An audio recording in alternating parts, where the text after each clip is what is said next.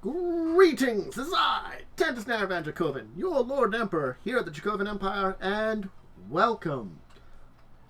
Excuse me, coughing still. Today, we're diving back into the 6th world. We're going back to Shadowrun, everybody. Hey, woo! Everybody ready for more Shadowrun? I hope you are. You're joining me, of course, live on Twitch. Hey, Twitch, and follow, be nice, and glad to have you here. Easy support, check me out. Joining me later on YouTube. Hey, YouTube. Also really enjoy when you show up. Liking, ringing the bell, leaving a comment, subscribing, all those good things there. Question is, in your Shadowrun worlds, what's your experience with Japan? Because it is a major nation and has had a major global effect. Think about this. The major monetary system that's used is New Yen.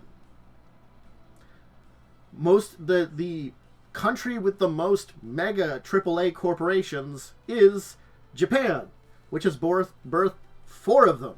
One has moved of the big AAAs to Russia, but originally came from Japan. So it is a major nation and has had an influence on the Pacific theater in a heavy way. There's been a lot of stuff that's influential about it. We're going to get into all of that today. We're going to dive deep into it and go over a good chunk of things here. But, we should get started, though. So, if you're ready for it, we're going to dive into Japan and the Shadowrun world. I'm going to throw myself up over into this other corner over here, which is never as quick and easy as I want it to. And I'm going to open up this here to talk. No, I want the other one. This one here for some other books. So, I'm going to be using 2 major sources here, and this is one of the 2 that I'm going to be using. I'm using Shadows of Asia for a lot of information here. I'm also using a little bit of the Shadowrun Wikipedia. I gotta be honest, those 2 places combined is what I really needed to do for research today. There are some other sources for Japan. I'm going to tell you, it's mentioned in a lot of places. Really great sources. I'll talk about them in a second. But this is one of those nations because it does have a very major influence on a lot of events because of the way it's acted and the way that its corporations have spread out. Certainly speaking, of a lot of nations it has the most influence, you're going to see it show up in the most places. Shadows Asia is a really good place in 3rd edition for you to deep dive into a lot of information. Some other sources, of course, are the 6th World Almanac from a little bit newer time period. The Corporate Enclaves book focuses a little bit more on the corporate side, but the Japanicorps are pretty big there. And of course, the 3rd World edition of Shadowrun started getting into a lot of the major history moments there. So they do mention a bunch of things related to Japan. But yeah, it's these 4 books combined that if you're going to do more research, I recommend these more than any. But again, we're going to be going over stuff mainly from the Shadows of Asia book and the Shadowrun Wikipedia site. So I'm going to turn this off for a second and turn that on there, because this is Imperial Japan, and this is of circa 3rd edition. So this is the picture of the area, 3rd edition. Again, it's a pretty good site. This is from the Shadows Asia book, just for you to check it out there. Let's go over some basics of what Japan is at a glance, then we'll talk about the history, the geography, and we'll keep moving on from there. So let's talk about some basics of it. It's a constitutional monarchy. It's got about 141 million people. 84% is human, with some elves, dwarves, orcs, trolls, and others. Only about 4% are sinless, 18% below poverty, but 78% are corporately influenced. That's a pretty major thing. The majority of people have at least a high school equivalent degree. Most ethnicities, 89%, of course, is Japanese. Japanese is a major language, though English is still spoken by at least 40% of the people there. And Shinto, Buddhism are still the major religions. Of course, the yen is their currency, for obvious reasons. So yeah. And their crash cart coverage is 50% with a guaranteed response time of 7 minutes. And Monabe medical coverage is 70% with a guaranteed response of 8 minutes. So that's some basic Japan at a glance. Now, when we talk about Japan today, we aren't talking about the Japan that we know about. No. This is the Japan Imperial State. That's what it's called now in the 6th World. It's because of a lot of things that happened that it's changed to be more of an imperial nation. And the birthplace of Imperial Japan dates back in the Shadowrun world to 2005. The Japanese government backed South Korea in a war of unification with North Korea. And it was successful. And that became the pro-Japanese client state as a result of this. So there was a rejection of pacifism that occurred at this point in time, and the reestablishment of the imperial state. And in 2012, the Yamato Act removed pacifism from the Constitution, made the emperor the head of state, and gave megacorporations the ability to pretty much do anything they want. But they also established their terrible anti-metahuman laws, which only have recently begun to change. Japan has been a very bad place when it came to being a metahuman for quite a number of years. We'll talk about that. They are improving, but yeah. So there's this just shift in the way things worked. And the idea that the Self-Defense Force protect the Asian community and as a whole kind of extended out beyond the borders in that case. And so, yeah. We get into this spiral of things at this point in time. A change in the pact. At this time, though, I will say, this is the first time megacorporations are coming about as a result of this Yamato Act. And the 5 Japanese megacorporations that earned the corporate court seat at this point in time came about. We also had the invasion of Philippines in 2021 and made it Japan's 40th prefecture in 2027. They also had corporate military expansions to Peru, Australia, and the California Free State. Excuse me. The first Dragon in 2011, followed by Spirits, The Return of Magic, was highly accepted by Japan and looked upon favorably. So there was a resurgence in Shintoism, a strengthening of the emperor's position, but not for metahumans. Or elves or dwarfs were seen as strangers, mutants, or oni. They and their parents were cast out of companies. And the worst was for those that goblinized and orcs and trolls.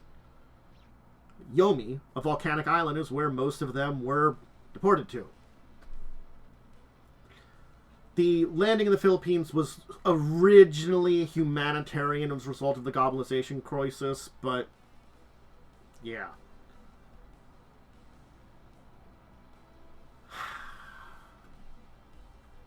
So we have this expansion of Japan's influence. Hawaii, Peru, Australia, California. You know, they occupied a lot of areas.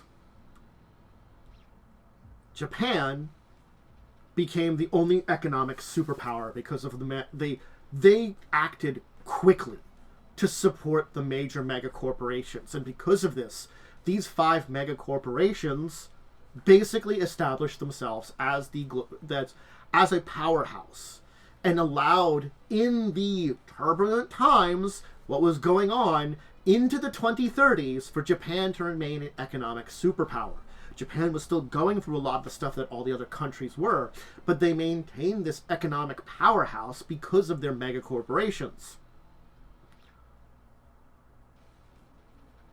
In 2036, the new yen became the world's currency.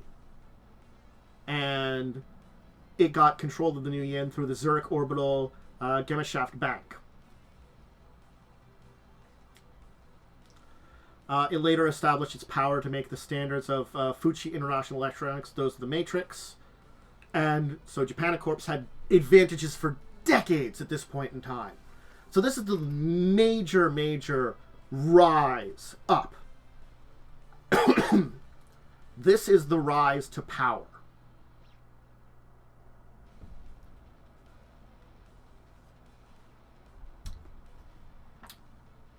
So, there were still volcanic eruptions, problems and turbulence, and the first major blow happened in 2059. This is the first sign of the fall of this empire, which had formed over, honestly, about 60 years. So we have the 60 years of growth and a powerful empire, but it was rotting. Military spending rapidly rised because of the occupations they were have. There was dwindling spending in the infrastructure that they had. Degrading policies favoring the mega corporations with the growing underclass and pressures on the middle class. So a lot of stuff was changing.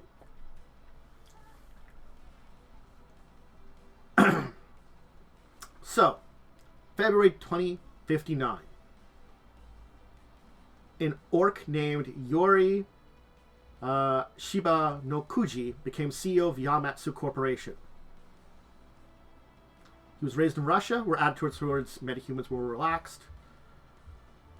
And he had little tolerance on the pressure that was put on him and Yamatsu from other corporations. So he relocated Yamatsu to Russia, the first mega corporation to leave Japan. A sign of trouble.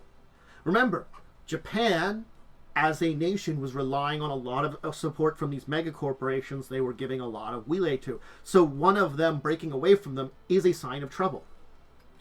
Yamatsu joined with Wuxing and other Asian corporations from the Pacific Prosperity Group to challenge the interests of the Japanese corporate bloc. So Japan and their corporations have been controlling the East for now near 60 years. Let's say 50 years even, economically. The other mega corporations, sure, there were some in, the Americas, with Aslan, and with Europe, with Seder Krupp, and all those things. So there was other mega corporations in the world, but Japan and its mega corporations controlled the East. Now they didn't as much anymore. Now they had problems. So the third hit was Fuchi. It had been on shaky ground since Dunkelzin's will shifted control of corporate stock. So in 2059 September, there was a panic in the shareholders. They sold their shares of Fuchi and Fuchi-related stocks in a frenzy dubbed White Monday. The worst stock market drop in 70 years. And by 2060, it was gone, subsumed by Novatech, and cannibalized by the remaining Negacorps. So now, we're down to 3 Megacorps. And the economic juggernaut of Japan was fading. Losing ground. Rapidly.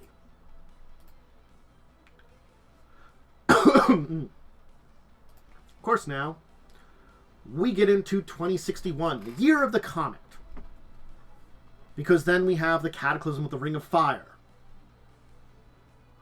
Eruptions spreading across the ring, all across the Pacific. The death toll from the events surrounding the eruptions of volcanoes, tsunamis, and earthquakes was nearly 240,000 people dead. Doesn't include figures from Satomi and hard-hit corporation arcologies, since they weren't publicly disclosed out of shame. Largest loss in Japanese history. This loss of life was even greater than during the bombings in World War II. Hardest hit was Kyushu. Shimabara and Muzanashi and Nako rivers. Lava, tidal waves, earthquakes wiped out villages, small towns. Major cities suffered as well. They were not prepared for earthquakes of that magnitude.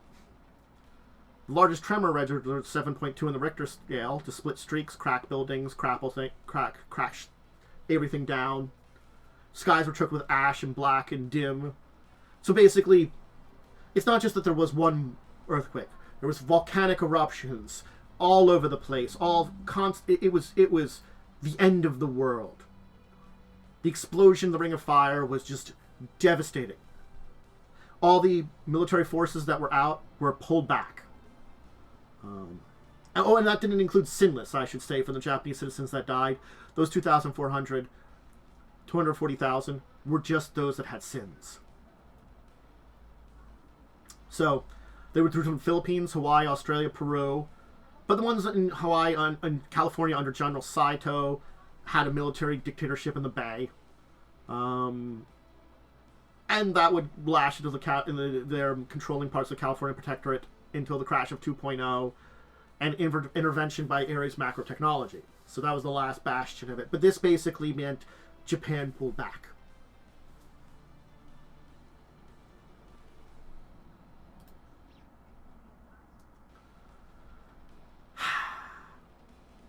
A new emperor assumed the throne. Emperor Yasuhito.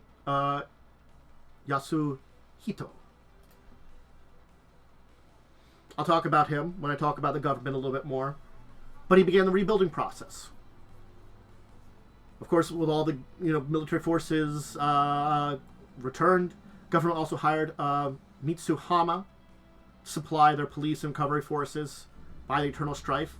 Deals were quickly, and within days of the emperor's ascension, there were plans in place for the care and lodging for those displaced by the natural disaster.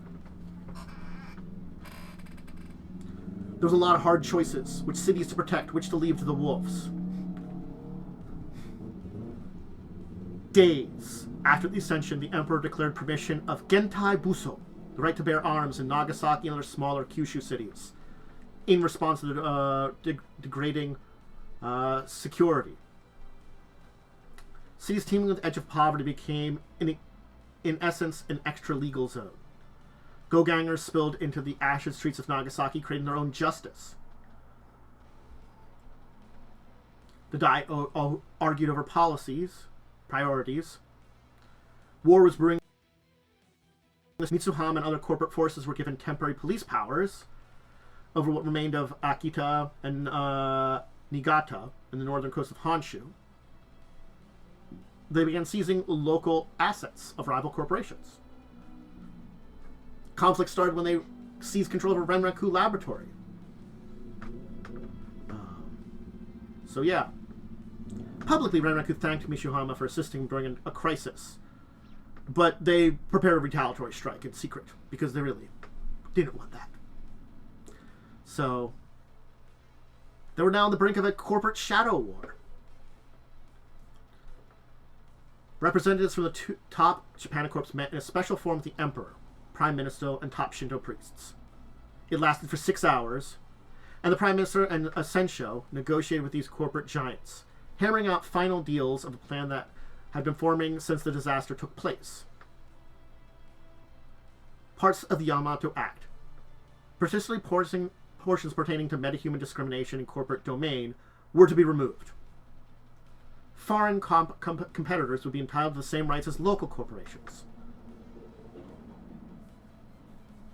And then the Emperor thanked the corporate representatives for supporting the government in a bid to change the way Japan does business. The plan was not what corporations expected. Mitsuhama, Shiwase, and Renraku had approached the Diet with separate plans to rebuild cities destroyed by disaster. They were each rewarded smaller contracts from what they had asked for, and none had of the primary reconstruction contracts for Honshu Island. The Shinto priests believed that the fall of Japanese cities had been inevitable due to the taint that hung over them from the avarice business practices. If the same corporations that tainted the large cities were allowed to rebuild them, then the balance would never be restored. The Shinto priesthood believed the restructuring and also recruit services of kami. Corporations were asked logistical support when needed, and to rebuild places where spirits would not touch. Officially, as part of this, Tokyo Prefecture was merged with the surrounding prefectures of Kanagawa, Saitama, and Chiba, turning Tokyo sprawl into officially Neo-Tokyo, which we'll talk about today. The city itself remained capital, and a new palace was constructed for the royal family at its epicenter. It's a symbol of changes to come for Japan. Hope was born from the disruption. A rose grew from the rubble. The rise of the new empire used a new age. And this was all under Yasuhito's ideology to shape Asia for years to come, leading now. So yeah. The 16-year-old emperor in 2064 married 19-year-old Hitomi Shiwase, who supported his policies and helped technomancers.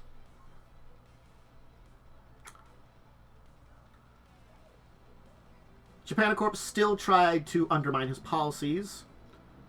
And foreign mega corporations now have presence in Japan. Metahumans walk the streets. And turns out the Emperor's policies are popular with the general population. Not to say there aren't people that kind of dislike some of it. But the new Emperor has certainly been popular and has rebuilt things well. So it turns out as much as the mega corporations don't like it, Japan was reborn from this. So let's go over just a little bit about the extra bits of history. Let me just see if there's any other ones that I'm missing from the timeline.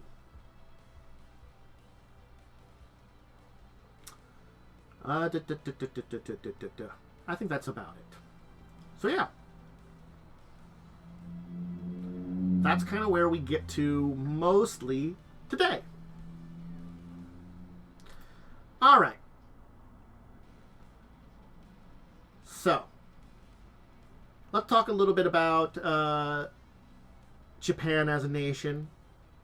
And we'll kind of move on some culture, some geography, or so it's culture, some governments, Neo-Tokyo, and we'll talk about the Emperor too while we're here. So, we have Japan is still a chain of islands. Largest with the north, from north to south is Hokkaido, Honshu, Shikoku, and Kyushu. Has a lot of urban sprawling within the last 80 years. Of course, you've got the greater Tokyo area. Neo-Tokyo now exists. We have still some corporate presence. The three main ones that are home there are Shiwase, Mitsuhama, Renraku. But Yamatsu still has some presence in Japan, even though they have their headquarters in Russia. So you can't say that they're not there. Alright.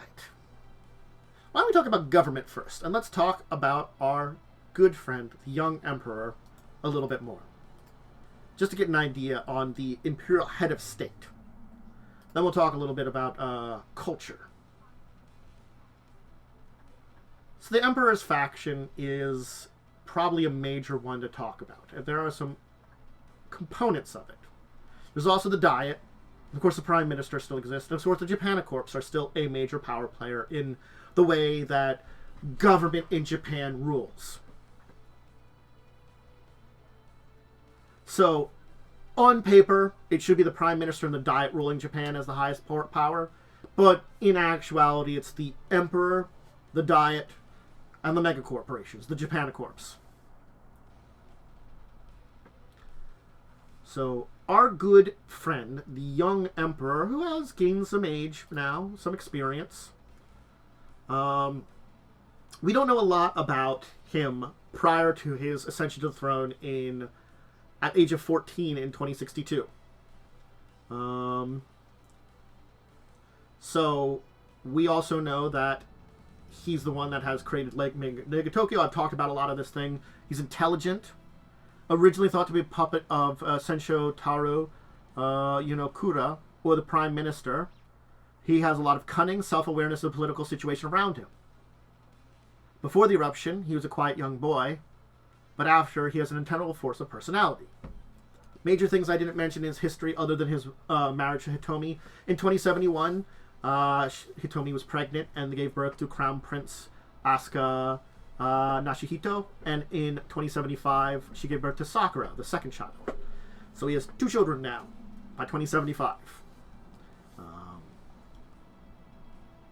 You know, 2 kids at the age of 27, not too young. So the thing is, Yashihito has a half-brother and sister who are born Oni. And if you're unaware of Oni, they are a subgroup of a metavariant of orcs found in Japan. They were exiled to Yomi Island.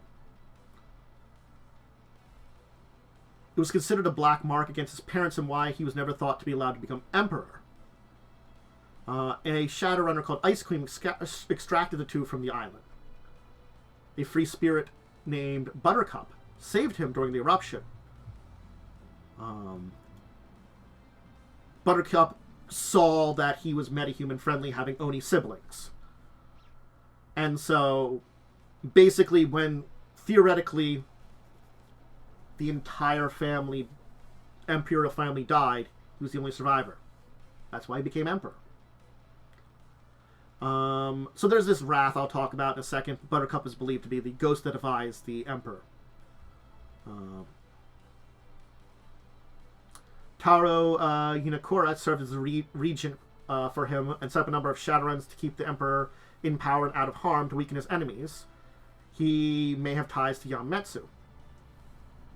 So Hitomi was, of course, the daughter of the CEO of Shiwase. Hitomi was not happy about the arranged marriage originally, 6 years older than him, but she's embraced her role to get back at her father, and the public loves him. So yeah, I mentioned that.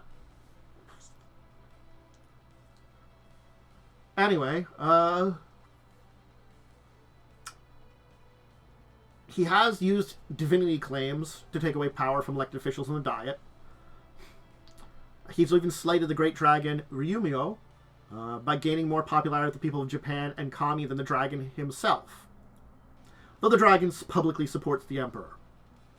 So the dragon is like, wait a second, the people love you, and the spirits love you more than me. So many older conservatives still are very racist towards metas and unpleased with a lot of this. And so there's been a lot of assassination attempts. As of 2072, Shinto shamans Shiwase, Evo, and Ryumo support the emperor. This is what we have on the dates. While the opposite side, MTC, Renraku, Yakashima, Monobe, Sony, Yokogawa, Komatsu, Daihatsu, and Long seek to oppose him. Long has aided Renraku, and appears that Ryu may have joined the emperor's side just to spite Long. Of course, Long being another dragon. Keep that in mind. The facts are clear-cut. Ryoma still has ties to MCT, and the MTC is still in talks with the Emperor to get national security contracts. So there's still stuff going on behind the scenes. So they're opposed, but they're not against working with it if they can't do anything about it. So that's kind of where we've got the Emperor and the Emperor's faction.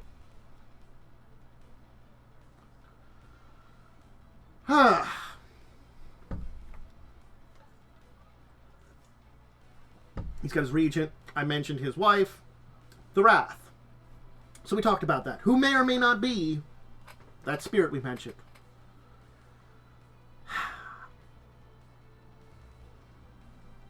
It's dubbed that way by the household staff. No one's ever met it. No one's ever really glimpsed it. So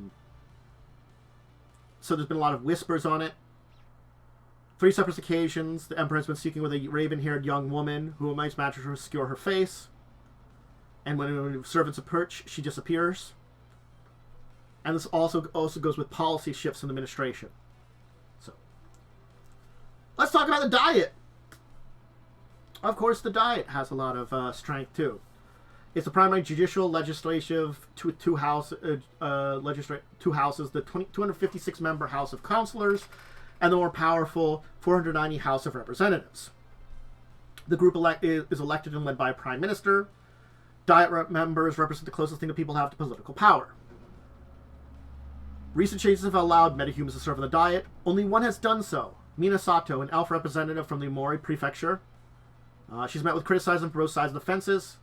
Many feel she's a traitor to her own kind, placed in the Diet to placate a growing number of unwilling to accept discrimination as a way of life. Members of a traditionalist Diet see the elf first as an often unwilling to work with her in legislations.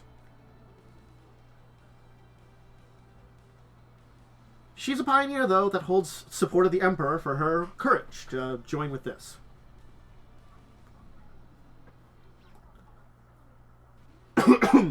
So, for many other reasons, Sato is an exception to the rule in Japanese politics. She funded her own campaign. Most candidates prefer to rely on corporate contributions rather than paying election costs out of profit. It's common practice that many in Diet are indebted to corporations who help them win seats. The role of corporations is no secret in this. No one inside the system is ever introduced formal legislators to seek to restrict contributions from them. So, hey, you know, there's a lot of corruption in the Diet, but no one's willing to discuss that. And then, of course, we've got the megacorps. They still exist there. And they're always going to have the loose alliance to get rid of the Emperor, but it's the idea that they don't really necessarily want a power vacuum. They all each have their own candidate they wish to fill the vacuum with, someone that they kind of support to replace the Emperor. So always looking for theirs to be in it. And that kind of also helps the Emperor that they're not united as a front in a way.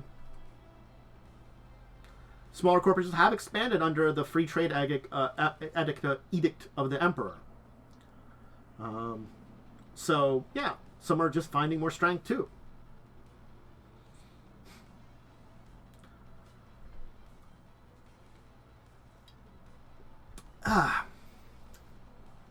So, we talked about Ryumo. We talked a little bit about Shinto being so important and the kami that are behind them. Let's talk about who's in the shadows of Japan. That's a good question. Of course, you got the Yakuza. They've existed since the 1600s. Organized crime. They're the only type of crime syndicate worth noting in Japan. They are united in keeping foreign syndicates, especially the Triad and the Vori, out. Even while tearing each other's throats out. So it's sort of like, we hate each other in the Yakuza, but we hate them more, keep them out. Protection schemes, businesses and stuff like that, terror, still the same things they've always done. The predominant clan is the Wadada Rengo, led by Akira Watada. He's ready to die. He's fulfilled his life and has continued living until he finds a successor. It sparked a number of squabbles in amongst affiliated clans. Each feel that their leader is best suited to basically take over the entire syndicate. So yeah. The Triads are a threat. The Red Dragon Triad has attempted to infiltrate the local crime scene for years. It is, however, seen likely that destabilization of the country has opened a door for some of them to sneak in. You also have ninja societies. Ninjutsu was in the regions of Iga and Koga during the daimyo and sign of stuff like that. So, yeah. Adepts. Hey, they're ninjas. I think I can kind of keep it at that, you know. That the ninja training and abilities are actually a thing much more so now. And ninjutsu. Because magic came back and stuff like that.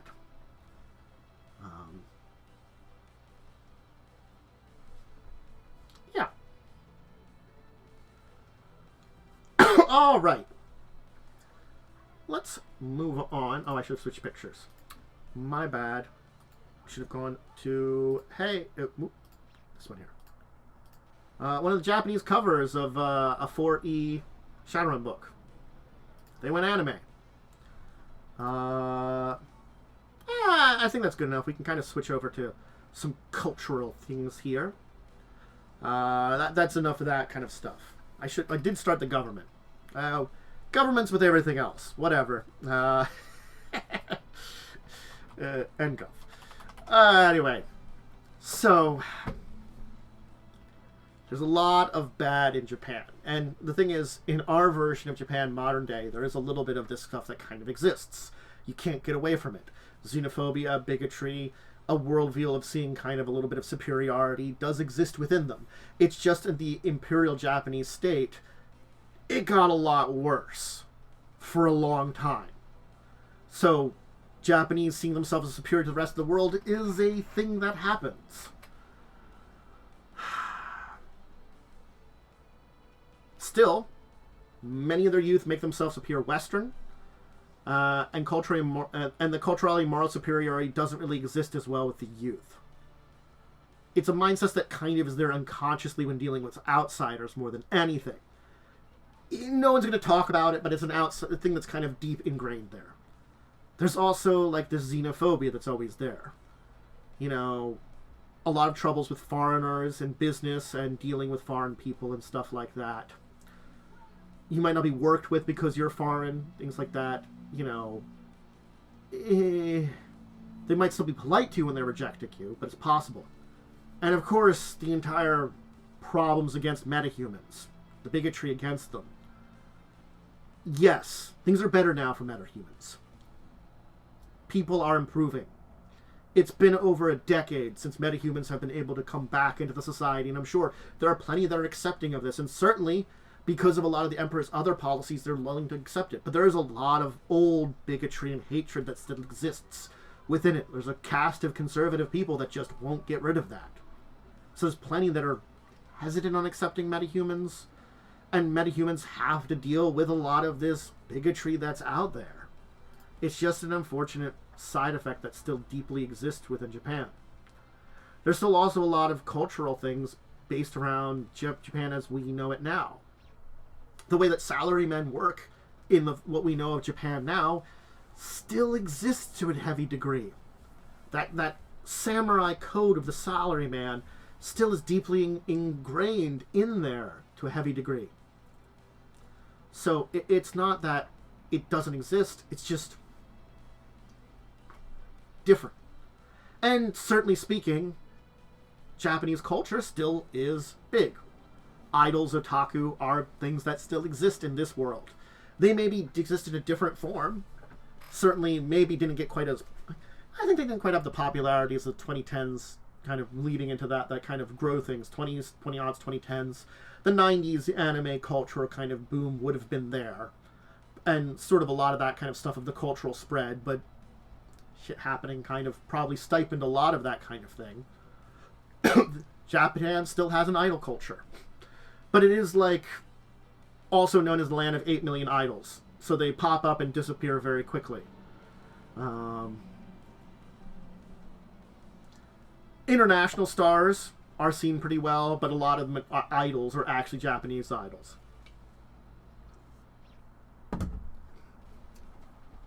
You know. And usually there's a lot of like old-timey idealism in a lot of the way the idol market works still, which is, I mean, very old-timey thing. You know, so that's kind of a thing. Of course, we can't talk Japan, without a lot of talking about what's, the stuff that shows up in anime and manga a lot. A lot of the moe, sexualism stuff, fetish stuff, that does just happen a lot in there.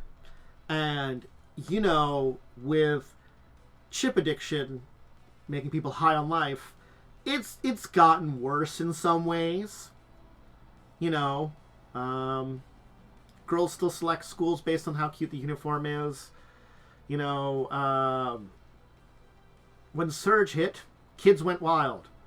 It's now cool to grow a tail or pink fur, to look like closer to manga characters. You know, so a lot of weird... It's getting stranger. It got stranger. Not to say that the old culture didn't happen. You have tech fetishists, too. Still exist there. A lot of the major tech corporations are there.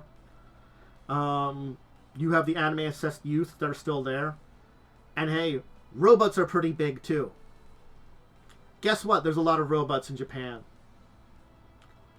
The war-obsessed people.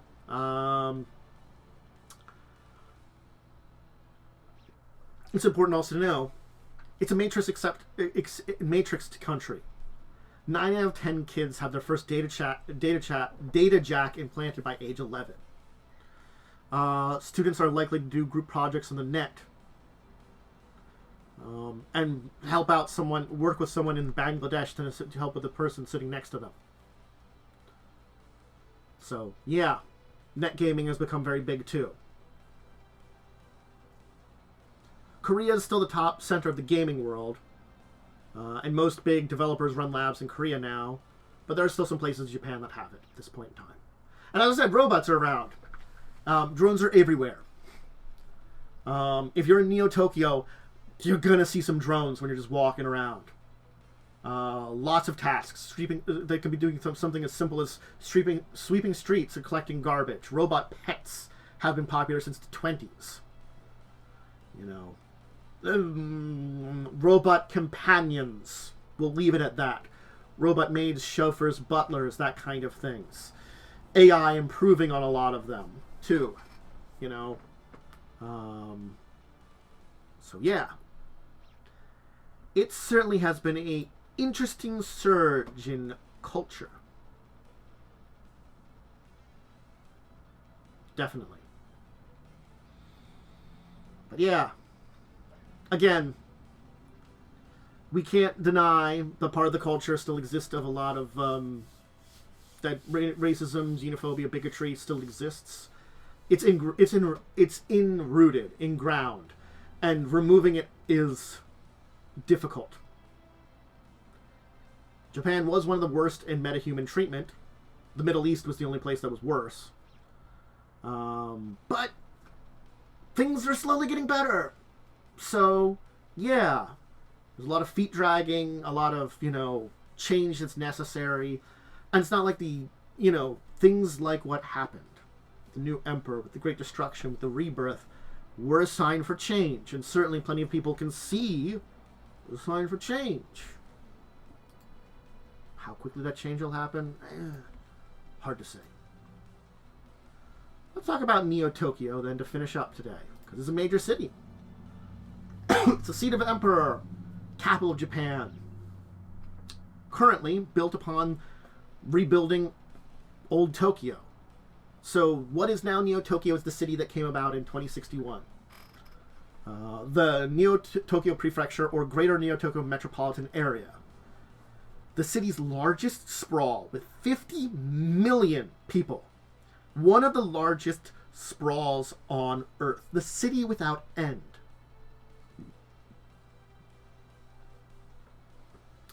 As a number of artificial islands and archipelagos built into Tokyo Bay. The Kanagawa, Saitama, Chiba picture, as I said. It's an area of more than 20,000 square kilometers. Is what Neo-Tokyo is.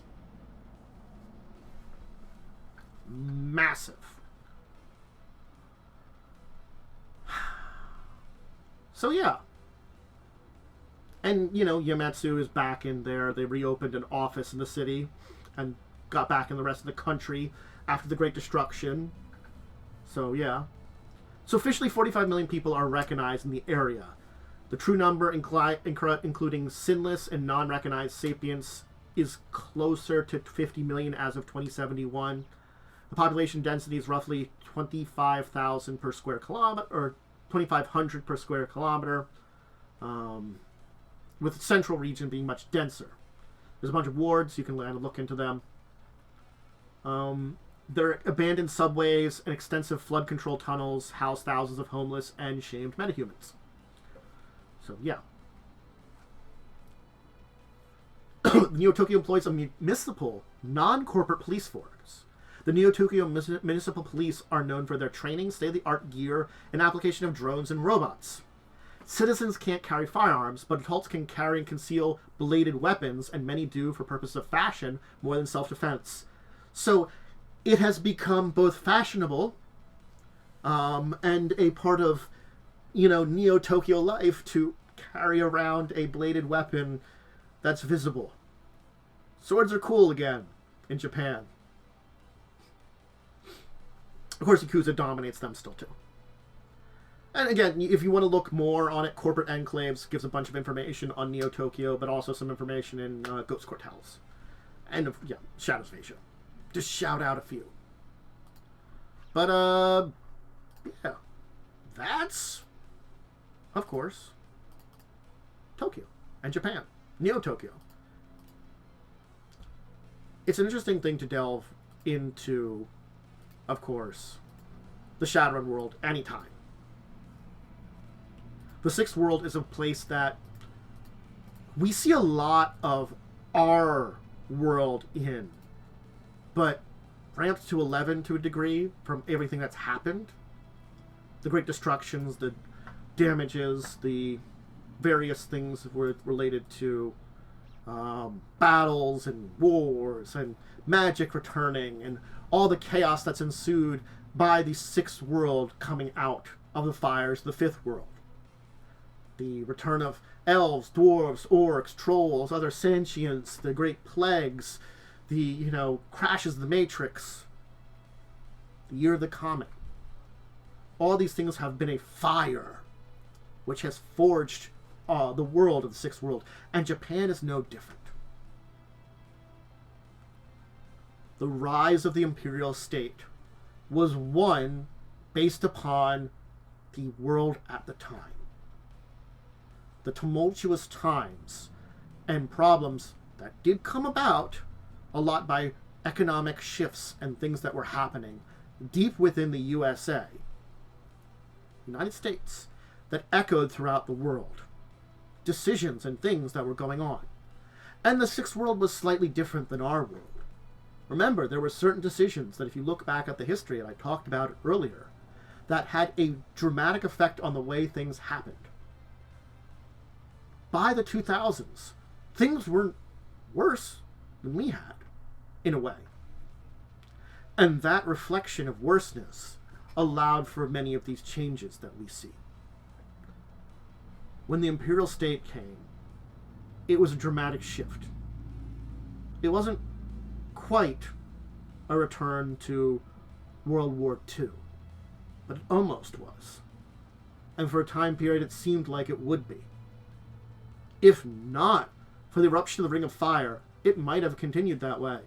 Granted, the state was rotting and festering from the inside.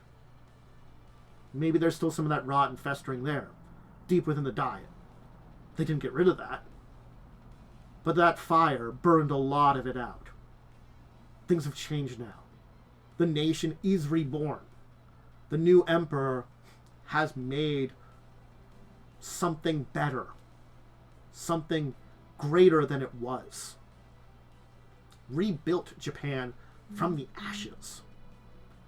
And yes, a lot of the problems that exist from the old days of Japan that stayed into the Imperial State, a lot of those, feelings still existed. They got worse during those 60 years. But now, it's healing. And Japan's taking steps to be closer to what we see it as a little bit, maybe more. Granted, it's Japan of the late 2070s, early 2080s. A lot different. There's a lot of that little bits of society that are better, fixed, changed, evolved. Something is changing on the horizon. Something is evolving.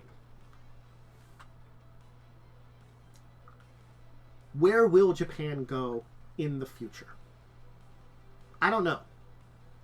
It still has 3 massive megacorporations deeply tied to it, who, as much as they are annoyed at the changes in the landscape, which there's been a lot of them, much as like they don't like the fact that they've lost a lot of their power and influence, they still hold on to the fact they are very Japanese corporations.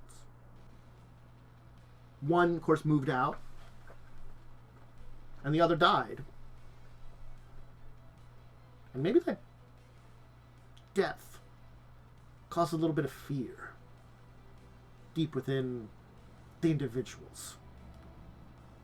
Fear that any corporation can fail. Maybe that's why they're a little hesitant to act strongly. That they keep things simple and just go along with a lot of the flow, making what little strides they can undermine their rival in the emperor and the state.